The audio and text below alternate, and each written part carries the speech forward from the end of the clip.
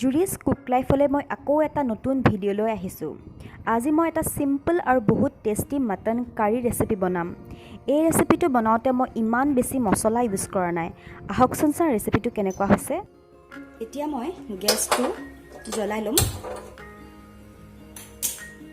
অকণমান কেৰাহীখন গৰম কৰিবলৈ দিছোঁ।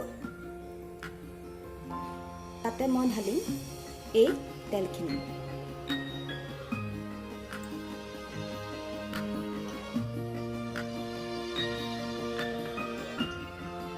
তেলখিনি অলপমান গৰম হৈছে।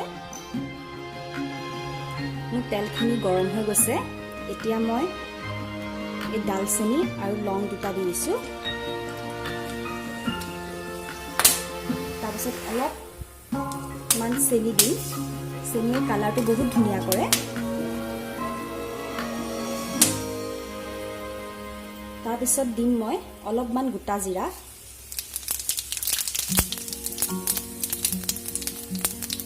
তাৰপিছত দিম মাজত ফালি থোৱা জলকীয়া।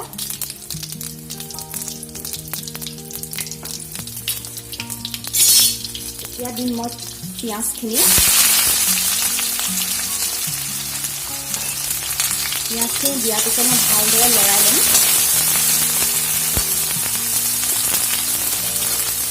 অলপমান ভাজ খালেই হ'ব পিঁয়াজখিনি, বৰ বেছি বেয়া পেলাব নালাগে। এতিয়া দিম মই খুন্দি থোৱা আদা নহৰু পেষ্ট।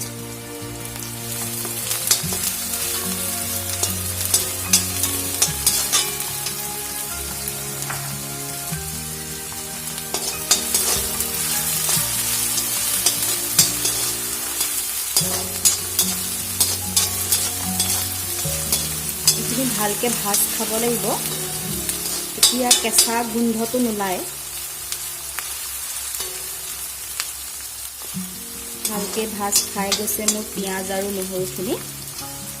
এতিয়া মই দিম কাটি থোৱা বিলাহী।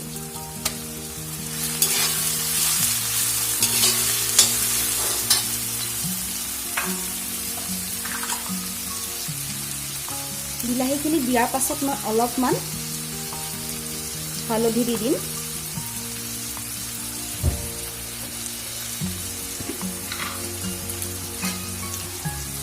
তাতে অলপমান নিমখ দিম, তেতিয়া বিলাহীখিনি সোনকালে গলি যাব।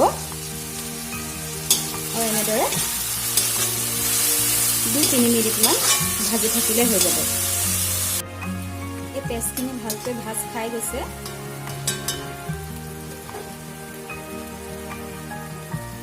তাৰপিছত মই দিম ফালি থোৱা আলু। আলুখিনি ভালদৰে ভাজি ল'ম।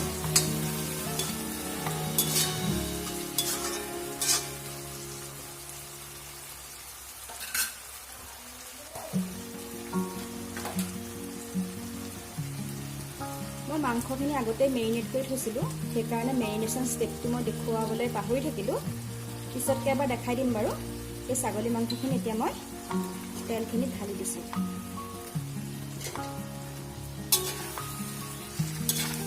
আৰু ভাজি থাকোঁতে মই গেছৰ ফ্লেমটো অলপমান হাই কৰি লৈছোঁ।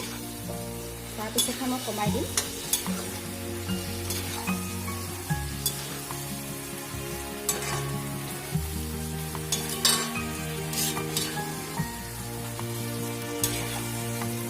লৰাই থাকিলে হৈ যাব অলপমান সময়।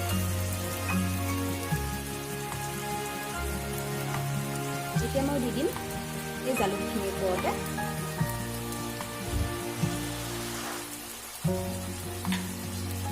মোৰ ওচৰত মাটন মছলা আছিলে, সেই মাটন মছলাখিনি দি দিম যাতে টেষ্টটো ধুনীয়া হয়। আৰু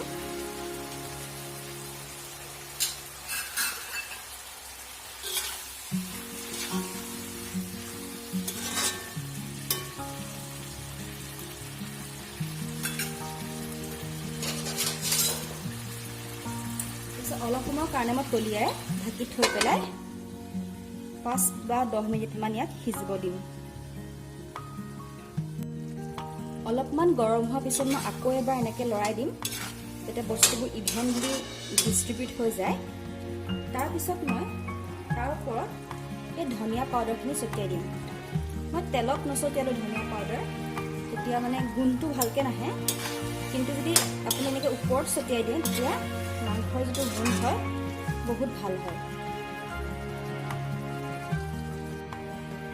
এতিয়া মই এইখিনি অলপমান সময় ঢাকি থৈ দিম, খুব বেছি 10 মিনিট তেনেকৈ সিজিবলৈ দিম, কাৰণ ছাগলী মাংসটো বহুত সময় লাগে সিজোতে, আৰু মানে ল' ফ্লেমত সিজিব দিম।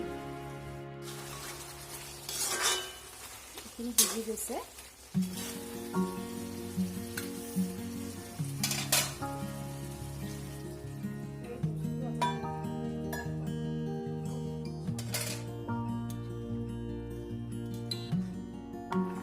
এয়া চাওক, আমাৰ ছাগলী মাংস পূৰা 15 মিনিটৰ পিছত এনেকৈ উতলি গৈছে।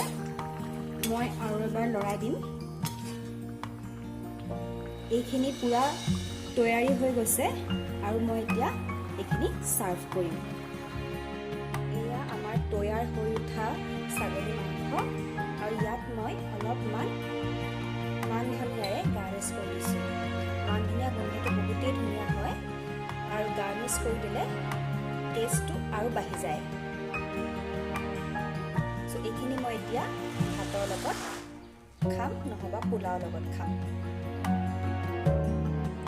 যদি ভিডিঅ'টো ভাল লাগিছে মোৰ চেনেলটো লাইক আৰু ছাবস্ক্ৰাইব কৰিবলৈ নাপাহৰিব।